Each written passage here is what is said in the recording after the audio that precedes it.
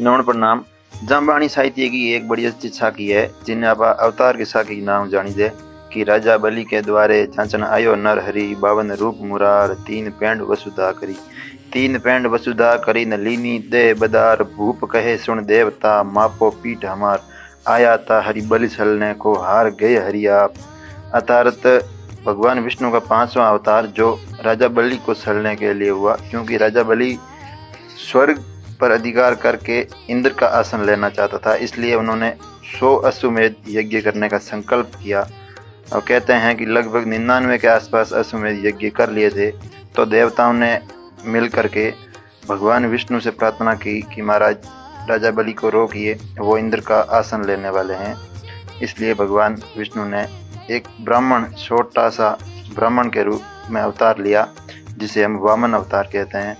तो वामन बलि के द्वार पे आया और कहते हैं कि बलि दानशीलता में सर्वोच्च था।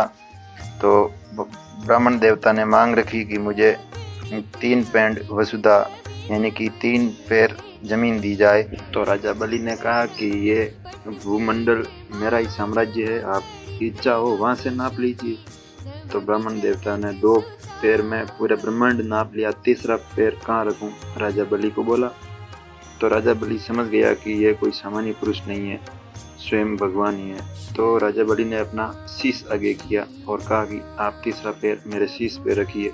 तो इससे प्रसन्न होकर के भगवान विष्णु ने राजा बलि को है वो पाताल लोक का राजा बना दिया।